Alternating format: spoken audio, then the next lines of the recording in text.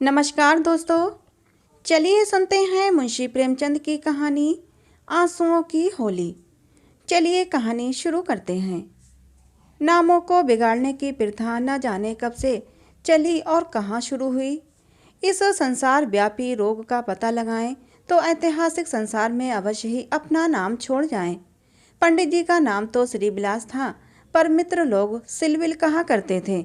नामों का असर चरित्र पर कुछ न कुछ पड़ जाता है। बेचारे सिलविल सचमुच ही सिलविल थे। दफ्तर जा रहे हैं मगर पाजामे का इजारबंद नीचे लटक रहा है। सिर पर फेल्ट कैप है, पर लंबी सी चुटिया पीछे झांक रही है। अचकनियों बहुत सुंदर है। न जाने उन्हें त्योहारों से क्या चिढ़ थी। दिवाली गुजर जाती पर वो भला मानस कौड़ी हाथ में न लेता, और होली का दिन तो उनकी भीषण परीक्षा का दिन था। 3 दिन वह घर से बाहर न निकलते। घर पर भी काले कपड़े पहने बैठे रहते थे। यार लोग टोह में रहते थे कि कहीं बच्चा फंस जाए, मगर घर में घुसकर तो फौजदारी नहीं की जाती। एक आध बार फंसे भी, मगर घिघिया पुदिया कर बेदाग निकल गए। लेकिन अब समस्या बहुत कठिन हो गई थी। शास्त्रों के अनुसार हम वर्ष तक ब्रह्मचार्य का पालन करने के बाद उन्होंने विवाह किया था। ब्रह्मचार्य के परिपक्व होने में जो थोड़ी बहुत कसर रही, वह 3 वर्ष के गौने की मुद्दत ने पूरी कर दी। यद्यपि स्त्री से कोई शंका न थी, तथापि वह औरतों को सिर चढ़ाने के हामी न थे। इस मामले में उन्हें अपना वही पुराना धुराना ढंग पसंद था। बीबी को जब कसकर डांट दिया जाए तो उसकी मजाल है कि रंग हाथ से छुए। विपत्ति यह थी कि ससुराल के लोग भी होली मनाने आने वाले थे। पुरानी मसल है, बहन अंदर तो भाई सिकंदर। इन सिकंदरों के आक्रमण से बचने का उन्हें कोई उपाय न सूझता था। मित्र लोग घर में ना जा सकते थे, लेकिन सिकंदरों को कौन रोक सकता है। स्त्री ने आंख फाड़कर कहा, अरे भैया, क्या सचमुच रंग न घर लाओगे? ये कैसी होली है बाबा? सिलविल ने त्योरियां चढ़ाकर कहा, बस मैंने एक बार कह दिया और बात दोहराना मुझे पसंद नहीं।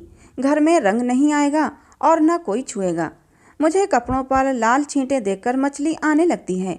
हमारे घर में ऐसी ही होली होती है। स्त्री ने सिर झुकाकर कहा, तो ना लाना रंग संग, मुझे रंग लेकर क्या करना है? जब तुम ही रंग ना छुओगे तो मैं कैसे छू सकती हूँ? सिलविल ने प्रसन्न होकर कहा, निसंदेह यही साध्वी स्त्री का धर्म है। लेकिन भैया तो आने वाले हैं, वो क्यों मानेंगे? उनके लिए भी मैंने एक उपाय सोच लिया है। उसे सफल बनाना तुम्हारा काम है। मैं बीमार बन जाऊंगा, एक चादर ओढ़ कर लेट रहूंगा। तुम कहना इन्हें ज्वर आ गया है। बस चलो छुट्टी हुई। स्त्री ने आंख नचाकर कहा, अय नौज, कैसी बातें मुंह से निकालते हो? ज्वर जाए मुद्दई के घर, यहाँ आए तो मुंह झुलस दूं निगोड़े का। तो फिर दूसरा उपाय ही क्या है? तुम ऊपर वाली छोटी कोठरी में छिप रहना। मैं कह दूंगी उन्होंने जुलाब लिया है। बाहर निकलेंगे तो हवा लग जाएगी। पंडित जी खिल उठे, बस बस यही सबसे अच्छा।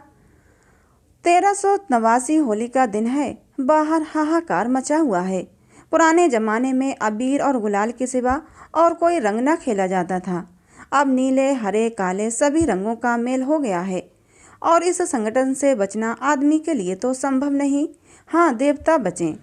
सिलविल के दोनों साले मोहल्ले भर के मर्दों, औरतों, बच्चों और बूढ़ों का निशाना बने हुए थे। बाहर के दीवान खाने के फर्श, दीवारें, यहाँ तक की तस्वीरें भी रंग उठी थीं। घर में भी यही हाल था। मोहल्ले की ननदें कब मानने वाली थीं, पर नाला तक रंगीन हो गया था। बड़े साले ने पूछा, क्यों री चंपा, क्या सचमुच उनकी तबीयत खराब है? खाना खाने भी ना आए?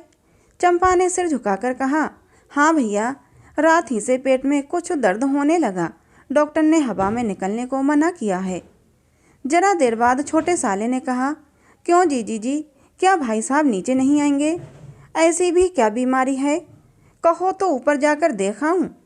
चंपा ने उसका हाथ पकड़कर कहा, नहीं नहीं, ऊपर मत जाओ भैया, वो रंग बंग न खेलेंगे। डॉक्टर ने हवा में निकलने को मना कर दिया है। दोनों भाई हाथ मलकर रह गए। सहसा छोटे भाई को एक बात सूझी, जीजा जी के कपड़ों के साथ क्यों ना होली खेलें? वे तो नहीं बीमार हैं। बड़े भाई के मन में ये बात बैठ गई। बहन बेचारी अब क्या करती? सिकंदरों ने कुंजियां उसके हाथ से लीं और सिलविल के सारे कपड़े निकाल निकाल कर रंग डाले। रुमाल तक न छोड़ा। जब चंपा ने उन कपड़ों को आंगन में अलगनी पर सूखने को डाल दिया तो ऐसा जान पड़ा मानो किसी रंगरेज ने ब्याह के जोड़े रंगे हों। सिलविल ऊपर बैठे बैठे ये तमाशा देख रहे थे, पर जबान न खोलते थे। छाती पर सांप सा लौट रहा था। सारे कपड़े खराब हो गए, दफ्तर जाने को भी कुछ न बचा। इन दुष्टों को मेरे कपड़ों से न जाने क्या बैर था। घर में नाना प्रकार के स्वादिष्ट व्यंजन बन रहे थे। मोहल्ले की एक ब्राह्मणी के साथ चंपा भी जुटी हुई थी। दोनों भाई और कई अन्य सज्जन आंगन में भोजन करने बैठे तो बड़े साले ने चंपा से पूछा, कुछ उनके लिए भी खिचड़ी बिचड़ी बनाई है? पूरियां तो बेचारे आज खा ना सकेंगे। चंपा ने कहा, अभी तो नहीं बनाई, पर बना दूंगी। बाहरी चंपा, तेरी अक्ल, तुझे इतनी फिक्र नहीं कि वो बेचारे खाएंगे क्या? तू तो इतनी लापरवाह कभी ना थी। जा निकाल ला जल्दी से चावल और मूंग की दाल। लीजिए, खिचड़ी पकने लगी। इधर मित्रों ने भोजन करना शुरू किया। सिलविल ऊपर बैठे अपनी किस्मत को रो रहे थे।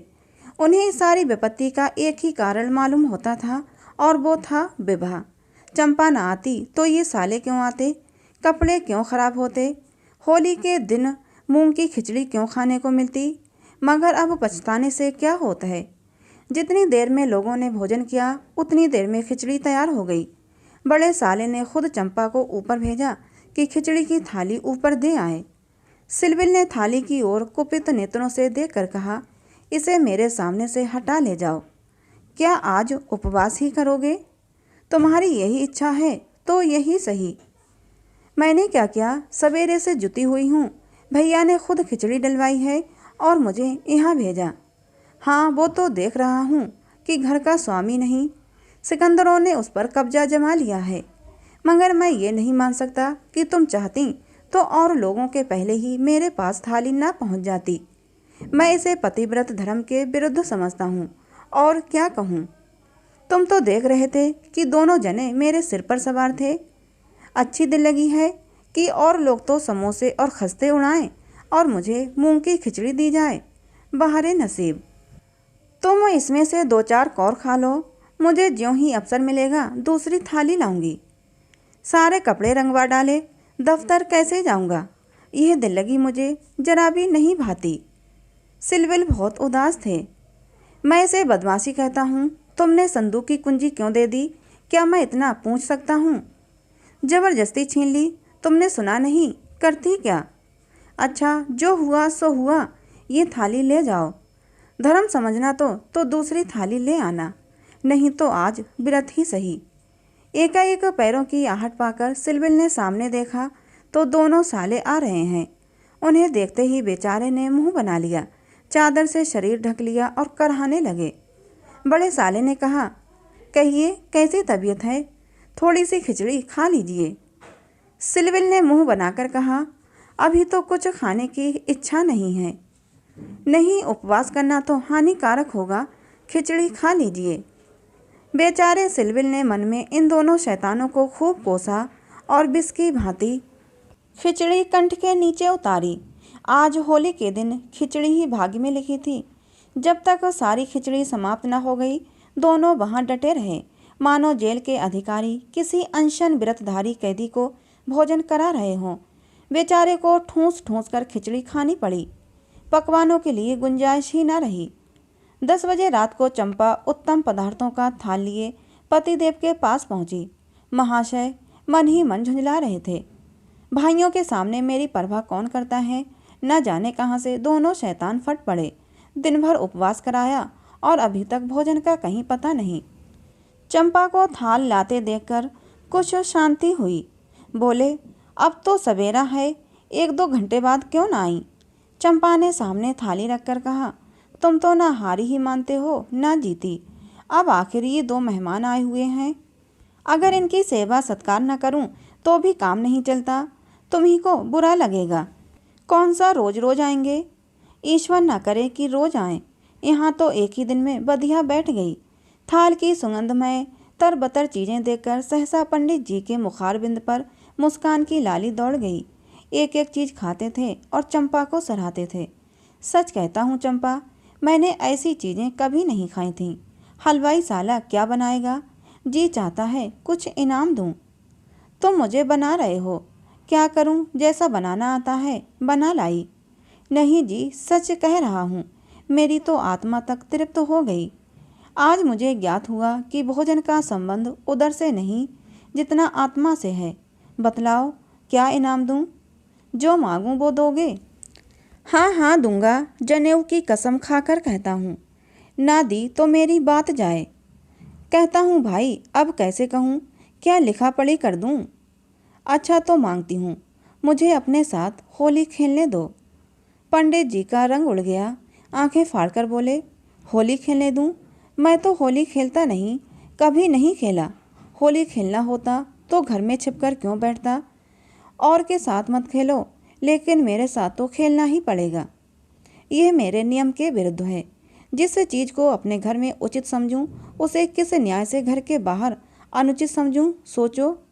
चंपा ने सिर नीचा करके कहा, घर में ऐसी कितनी बातें उचित समझते हो जो घर के बाहर करना अनुचित ही नहीं पाप भी है। पंडित जी झेंपते हुए बोले, अच्छा भाई, तुम जीती मैं हारा, अब मैं तुमसे यही दान मांगता हूँ। पहले मेरा पुरस्कार दे दो, पीछे मुझसे दान मांगना। ये कहते हुए चंपा ने लोटे का रंग उठा लिया और पंडित जी को सिर से पांव तक नहला दिया। जब तक वो उठकर भागे, उसने मुट्ठी भर गुलाल लेकर सारे मुंह में पोत दिया। पंडित जी रोनी सूरत बनाकर बोले, अभी और कसर बाकी हो तो वह भी पूरी कर लो। मैं जानता था कि तुम मेरी आस्तीन का सांप बनोगी। अब और कुछ रंग बाकी ना रहा। चंपा ने पति के मुख की ओर देखा तो उस पर मनोवेदना का गहरा रंग छलक रहा था। पछताकर बोली, क्या तुम सचमुच बुरा मान गए हो? मैं तो समझती थी कि तुम केवल मुझे चिढ़ा रहे हो। श्री विलास ने कांपते हुए स्वर में कहा, नहीं चंपा, मुझे बुरा नहीं लगा। हाँ, तुमने मुझे उस कर्तव्य की याद दिला दी जो मैं अपनी कायरता के कारण भुला बैठा था। वह सामने जो चित्र देख रही हो मेरे परम मित्र महरनाथ का है, जो अब संसार में नहीं है। तुमसे क्या कहूँ, कितना सरस, कितना भावुक, कितना साहसी आदमी था। देश की दशा देख देखकर उसका खून जलता था। सेवा करने का अवसर पाकर वो इस तरह उसे पकड़ता था मानो संपत्ति हो। जन्म का विरागी था, वासना तो उसे छू भी नहीं गई थी।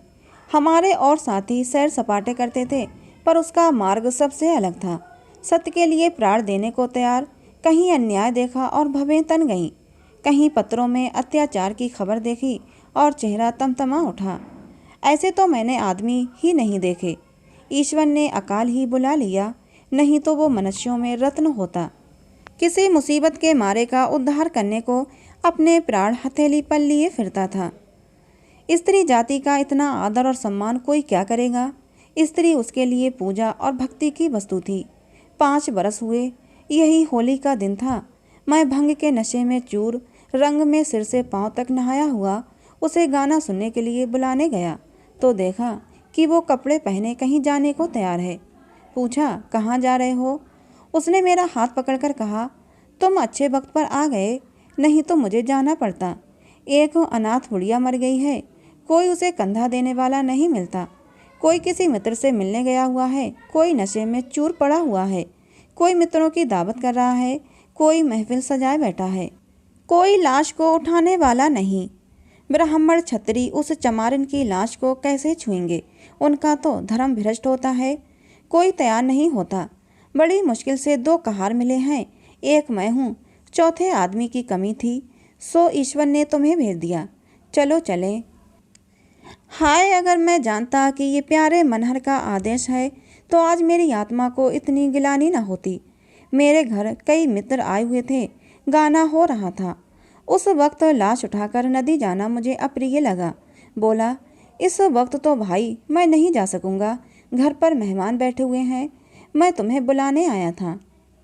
मनहर ने मेरी ओर तिरस्कार के नेत्रों से देखकर कहा, अच्छी बात है, तुम जाओ, मैं और कोई साथी खोज लूँगा, मगर तुमसे मुझे ऐसी आशा नहीं थी। तुमने भी वही कहा जो तुमसे पहले औरों ने कहा था, कोई नई बात नहीं थी। अगर हम लोग अपने कर्तव्य को भूल न गए होते तो आज ये दशा ही क्यों होती। ऐसी होली को धिक्कार है। त्योहार तमाशा देखने, अच्छी अच्छी चीज़ें खाने और अच्छे अच्छे कपड़े पहनने का नाम नहीं है। ये व्रत है, तप है, अपने भाइयों से प्रेम और सहानुभूति करना ही त्योहार का खास मतलब है।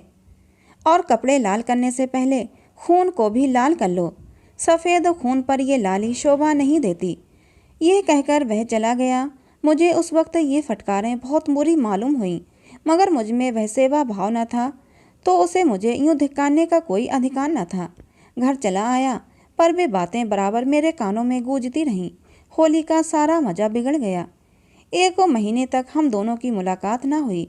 कॉलेज इम्तिहान की तैयारी के लिए बंद हो गया था, इसलिए कॉलेज में भी भेंट न होती थी।